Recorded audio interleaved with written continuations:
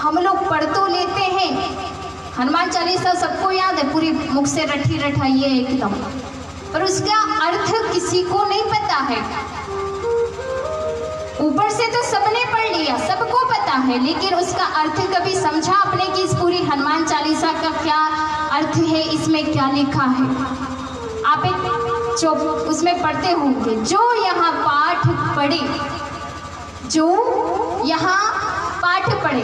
अब जो मतलब कोई भी, ऐसा तो नहीं लिखा कि केवल पुरुष ही पढ़ सकते हैं, केवल महिलाएं ही पढ़ सकती हैं, केवल बच्चे ही पढ़ सकते हैं। लिखा क्या? हमने अर्थ ही कभी किया ही नहीं हनुमान चालीसा का, तो हमें कैसे पता चलेगा? जो यहाँ पाठ पढ़े चालीसा हो ये सिद्ध सा की गोरी सा। जो हनुमान चालीसा का, यानी कोई भी, चाहे वो पुरुष हो चाहे वो महिला हो, ये मैं कहती हूँ, किसी को कहने की आवश्यकता नहीं है, महिलाएं भी हनुमान चालीसा का पाठ कर सकते हैं, बच्चे कर सकते हैं। अपने बच्चों को बोलो कि वो हनुमान चालीसा का नित्य प्रतिदिन पाठ करें। और ऐसा नहीं है सोते जागते खाते पीते कैसे भी आप हनुमान चालीसा का पाठ कर सकते हो, वो शुभ कार्य ही होगा। हमारे हनुमान जी महाराज, अगर हमने हनुमान जी महाराज को गुरु बना लिया ना, तो वो हमें सीधे राम जी से मिला देंगे।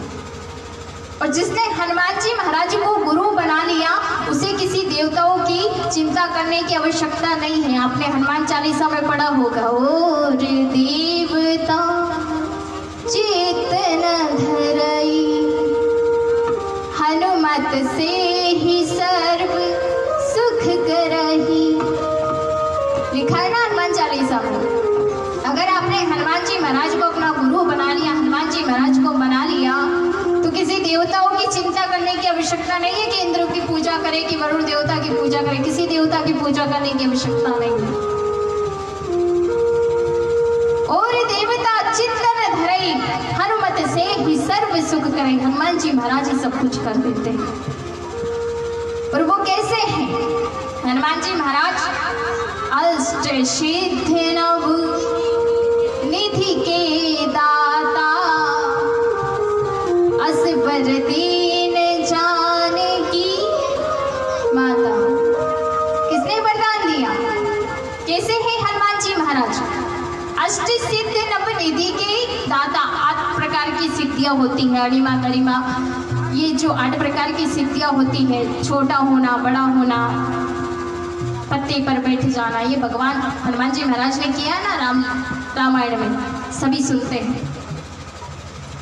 तो 8 प्रकार की जो सिद्धियां होती हैं और 9 प्रकार की जो निधियां होती हैं, वो हनुमान जी महाराज के पास है।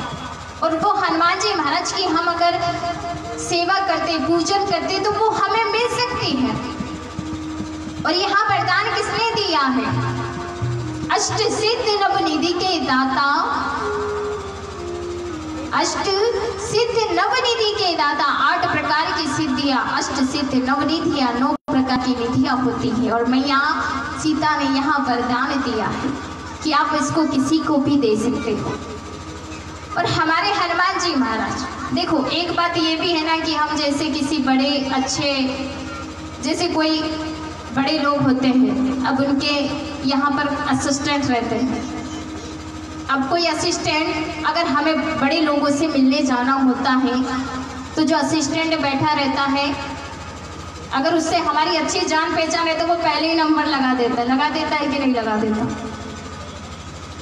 कि ये हमारी जान पहचान गई, थोड़ा इनसे आप बात कर लीजिए। तो उसी प्रकार हनुमान जी महाराज की राम जी से बड़ी बनती है।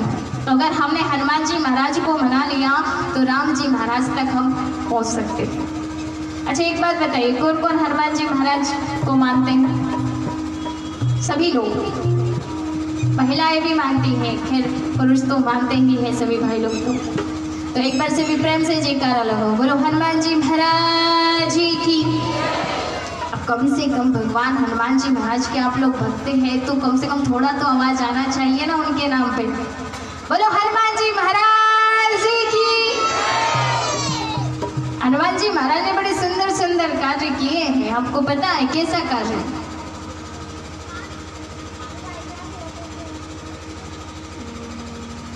हनुमान जी महाराज ने क्या कार्य किया था? सबसे बड़ा कार्य जो कोई नहीं कर सकता, क्या किया था? समुद्र लांघने का कार्य। वो कार्य कोई भी नहीं कर सकता था, उस कार्य को संभव कर दिया था हनुमान जी महाराज ने, और उस समुद्र को लांघ करके लंका में पहुंच गए थे। अरे जा पहुंचे लंका नगरी में,